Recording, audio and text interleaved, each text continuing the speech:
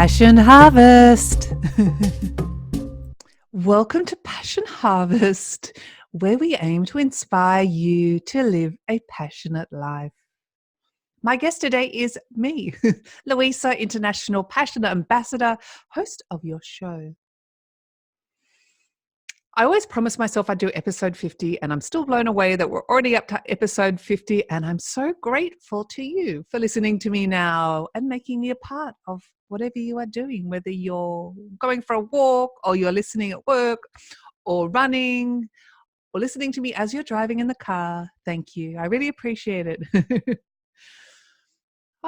It's so much easier, I thought to myself, interviewing other people. I'm so honored and grateful that Passion Harvest speaks with so many incredible people across the globe. And I can kind of hide behind that. I've got lots of questions to always ask them, but I always much prefer to be the interviewer. It's so much easier. But today it's just me, myself, and I wanted to take this opportunity to reflect on 2019 as we move into 2020, only a few days away. I literally can't believe it. I'm so excited. I know it's going to be a great year. So I have to say, 2019 has been probably the best year of my life. And reflecting on it, I've had a lot of conflict and a lot of contrast, but wow, have I grown so much. It's kind of unbelievable, and I'm so grateful for it. There's a couple of things I'd like to discuss today. Passion Harvest and following your passions. It's just incredible. I'm saying it again. I'm blown away by how successful Passion Harvest has been. The new website that's coming, my incredible guests on the show. What's happened to me this year? A couple of big things about worthiness. So I've realized that for a long time I thought I potentially wasn't worthy, and I'm digressing because I'm talking about the points now. I just want to talk about moving through fear.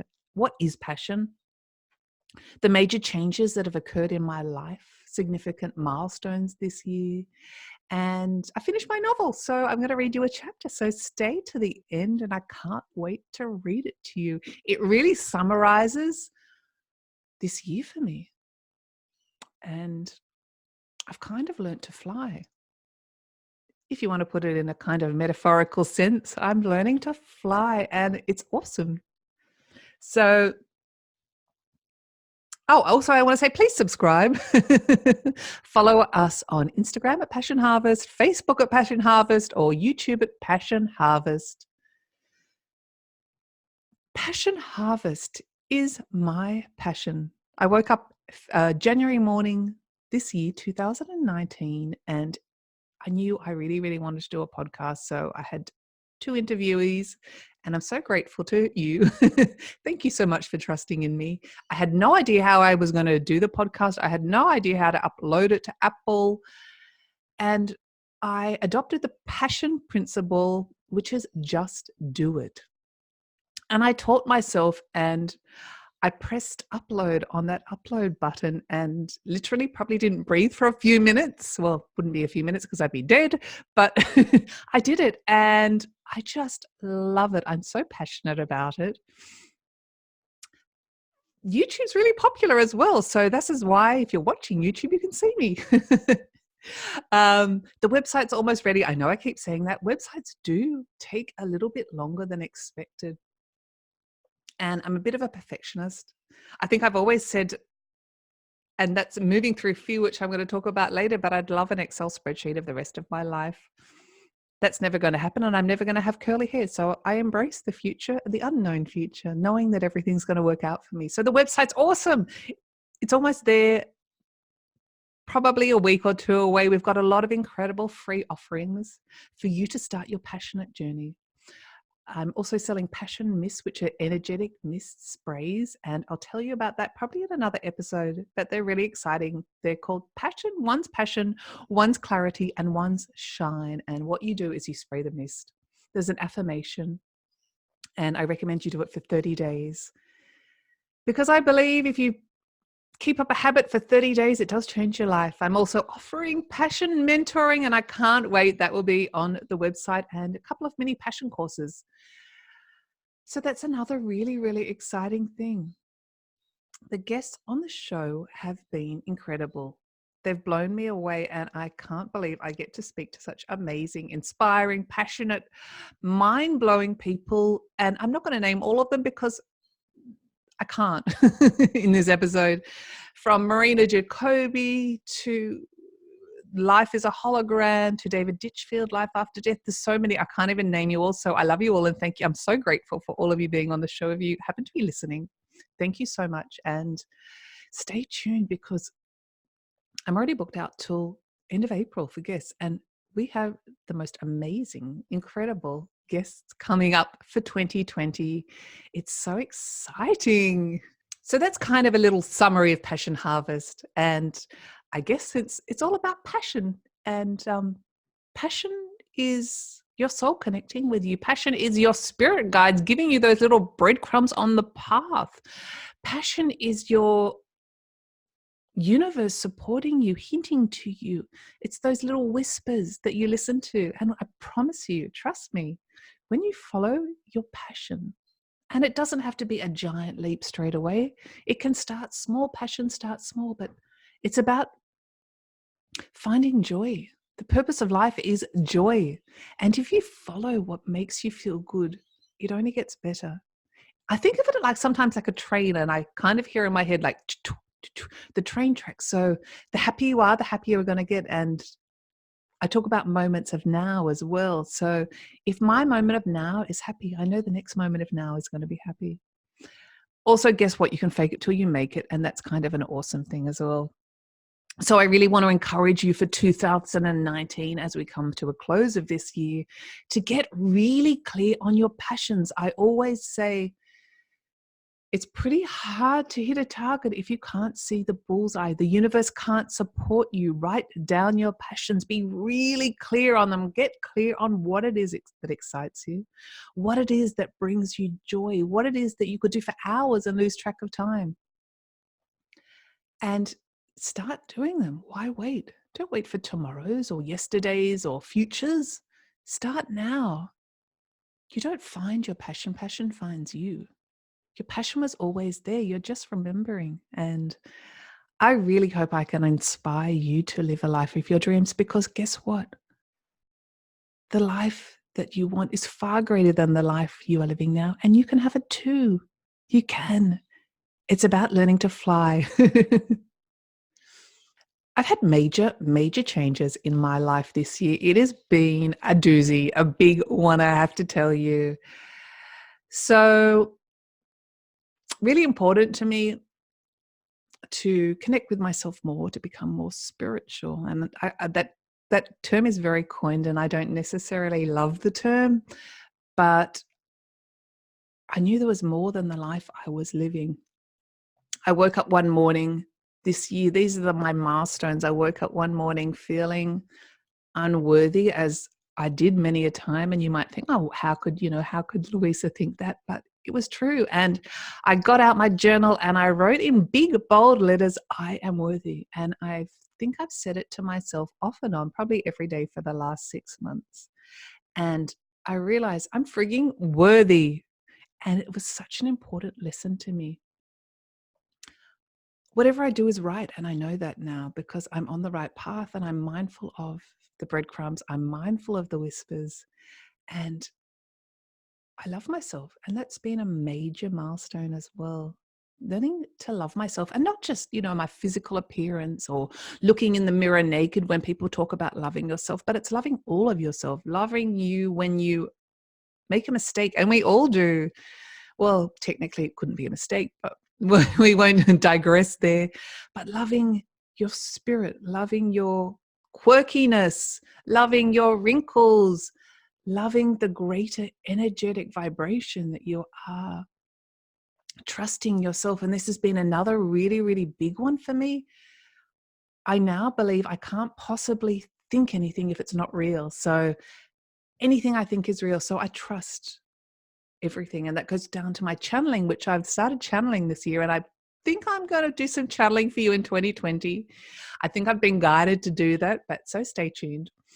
And again, with the channeling or connecting with spirit guides, it's about trusting yourself. And that's what the guests on the show have really taught me. They own themselves, they love themselves, and they don't care what other people think. They trust that what they're doing and what they're thinking and what they're feeling and what they're bringing through is right and true. So I would encourage you to trust yourself. Love yourself. Love every part of yourself. Even if you make a mistake, even if you say something wrong, love yourself. And really important, the greatest words you can hear in the universe are the words you say to yourself. So if you don't want to be weird, and maybe if you're at work or something, or someone's looking at you, I would encourage you to say, I love me. I love me. I love me. You can say it to yourself in your head, but when you say that, you're activating all the cells in your body. I can feel, you can feel your cells aligning with you. Be gentle with yourself. Be kind to yourself. And I really encourage you to love yourself. Another major milestone for me this year has been fear. I realized that I have or had been living in fear for about 20 years. I think my greatest fear, or perhaps I kind of know it was being poor, and that's never going to happen. And fear stands for false evidence appearing real. I'll say that again, false evidence appearing real. It's as if I thought for years and years that my future could potentially be worse than my present, than my now. It was so irrational.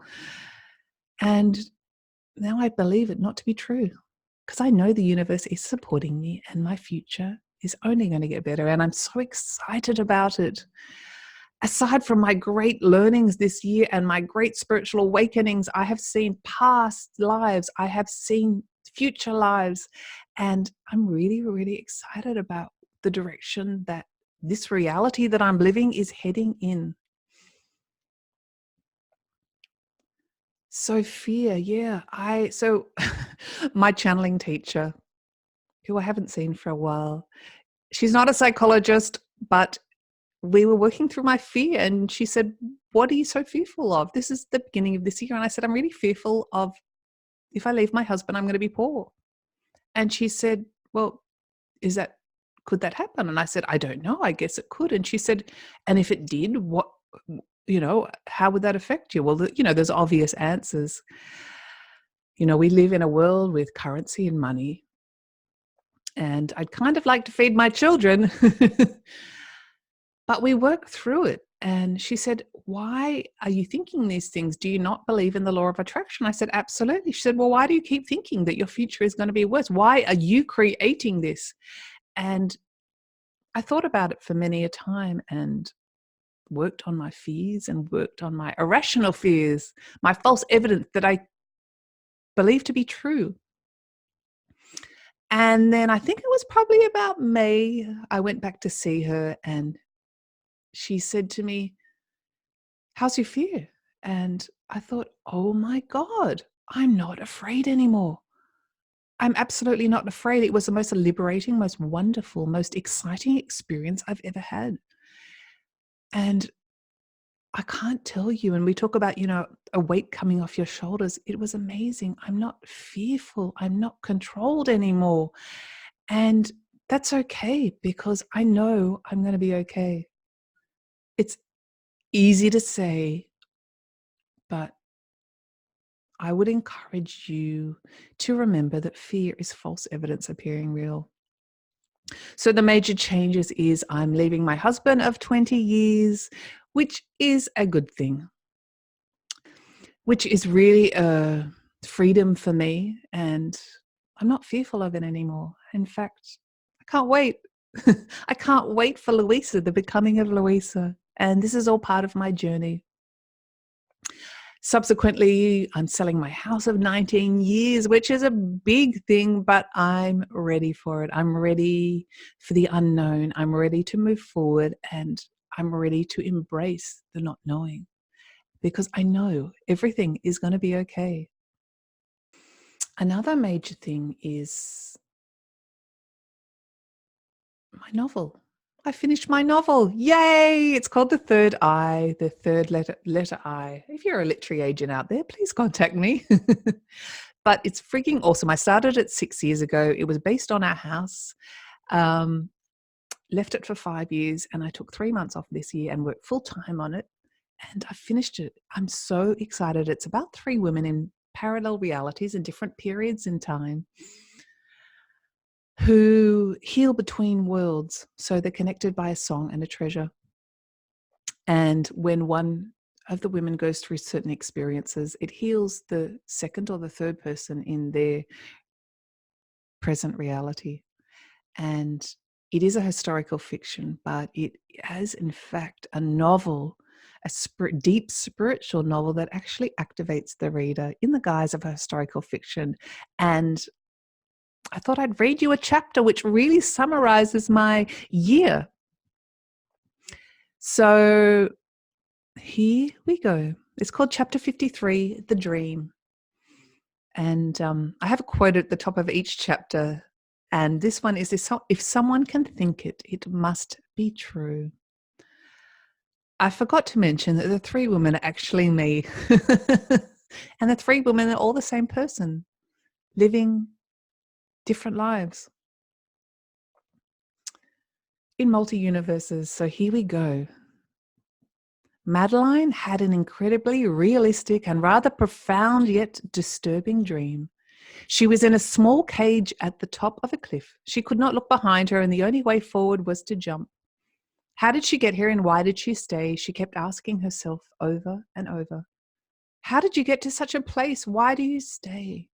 She knew she had been here for a very long time. It was terrifying, where things unseen pull at our imaginations and make us shut our eyes to the beauty around us. The scenery around her was incredibly beautiful, virgin forest as far as the eye could see. She looked around her, and the bars were her sanctuary, her safe place. She knew that she could stay there and live for many years. She was alone, so very alone. She drank from the rain and ate the small insects that ventured into her cave.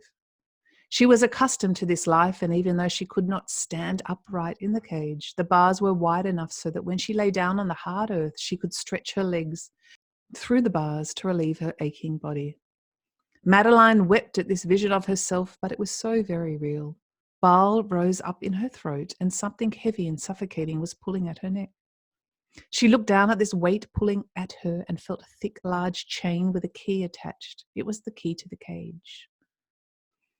Was there a shop that makes keys, keys that open human doors, keys that lead to rooms of the soul? She dared not remove the chain and leave it on the cave floor in case it perilously fell off the cliff.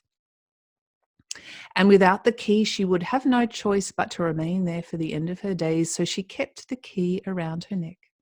And she realized that she was her own jailer. She screamed, but no sound came, and no one heard her. She tugged at her matted hair, and no one saw. She banged on the bars so hard that her knuckles began to bleed, and she drank from the blood, thirsty from all her silent screams. It smelt of rain. Her senses were acute. The wind picked up, and the rain beat down hard on her skin, as if washing away the years of hiding, and the years of doubt, and the years of surviving, and the years of fear, the fear not to go forward. She was frozen. She called out again, I am ready to live. I'm ready to surrender. I'm ready to die for my freedom. I will no longer just survive. A voice answered her, if you trust that you can fly, you will. Who are you? She asked. We are you. We are your guides, came the reply, and they continued to speak. Let it go, Madeline. We want your heart to be free, free of pain, free of suffering, and free to find the light again when the time is right. Your heart has gone through many a battle, and many a times it has fought and lost, just as many a times it has fought and won. What we must uncover is the reason your heart feels the need to be loved by one who has hurt you. What we ask of you is that you release him so that we may help you find the love of a loving man who is your equal and who cherishes the woman you are and who you will be. There is this man for you, but first you must grieve for this loss and release all of the pain and trauma he has caused. This does not need to be in violence for such pain and trauma to have been caused. It can be the simple act of making you invisible. You deserve to be seen, Madeline, in all of your beauty, glory, and strength. While you have felt like a wounded animal, wounds do not last forever, and the strength you have had to carry you to this place should be celebrated. You should be celebrated, Madeline, as you have fought long and hard, but now is the time to let go of this man. Release yourself from him and allow us to make space in your heart for someone else and something new. You are deserving of this, as are all of us. We come to this earth to walk these paths to find our purpose. And the love we find is our reward. Your reward is still coming, Madeline. Believe that we will provide for you. Why have you left me here so long? Why do I only hear you now? She screamed. We have never left you, and you never asked for us, but we will always be with you, always. Help me to leave this cage. Help me, Madeline cried out. Her hands were shaking now, her body weak and depleted. She lifted the key and slowly opened the cage. She was not scared anymore. She had made her decision. No longer would she endure the habitual safety. She knew there was so much more for her. Madeline was sobbing, great heaving sobs, releasing all the fear and guilt and doubt. A tsunami of grief overwhelmed her. First, her toe touched the outside of the cage. There was little room to stand on, the edge of the cliff, just a few centimeters of dirt that Madeline, in her years of imprisonment, had drawn in with her fingers and made games to pass the endless hours. She stood tall for a moment. Sadness crept over her, and she was scared again of what was to come. Her legs almost gave away, but the bars supported her. She held on. The sounds of her heart pumping, beating, and the concentration required to fight the rising panic. And a desire to turn back was almost too much for her experience in one energetic moment. She lifted the chain from around her neck and threw it off the cliff. The dizzying heights were so endless that she could not see it touch the earth below. She was angry now that she had wasted so many years. She had allowed this. She was her own jailer. Why? She heard a whisper to her question, fear. Fear, the destroyer of dreams. Madeline understood. Hold my hand and we will fly together, the voice said. Madeline closed her eyes and stood for a moment. She said goodbye to the old version of herself. She said goodbye to the past, knowing that what she had seen could never be unseen. The rain continued to fall. She now was calm and still, and was not cold, but reinvigorated. She was not shaking. She was at peace. The rain felt so different outside of the cage, and the light looked so different from her place of freedom, and she closed her eyes and she jumped. Thank you for listening to that chapter. I hope you enjoyed it. What an incredible 2019 it's been for me. Oh, also, aside from falling in love with myself, I met someone for one day and I haven't seen them since, and I completely fell in love with them. Utterly head over heels in love with them. And I'm different now. I'm different. I observed my feelings from an outside perspective, and I watched my heart and my ribs being ripped apart and my heart falling to the floor, and I was too weary to pick it up. But at the same time, my chest and my heart was ripped wide open. An incredible amount of light came in, and I thought of the poets or the famous painters or the famous composers that do, or singers, even today's singers that do such incredible creations in times of great emotions, so great love, great sorrow. And it was a pretty intense, interesting time for me. And I asked myself the question, and I don't know who wrote it, but I'm sure someone's going to tell me, is it better to have loved and to lost than never to have loved at all? And I would have to say unequivocally, absolutely yes. It was a beautiful experience. That was kind of a nice way to end this year as well. So I would encourage you, please get clear on your passions, get clear on what you want for 2020, and Think about what you're not going to take through to the new year, what you do not want as well. But focus on your wants. Focus on your desires. Focus on what makes you feel good. The purpose of your life is joy, and you deserve to live the life of your dreams. Have a safe new year and take care of your family. Take care of yourself, most importantly. Do what feels right for you. Trust your intuition. Trust yourself. Love yourself more and more every day. Bye for now.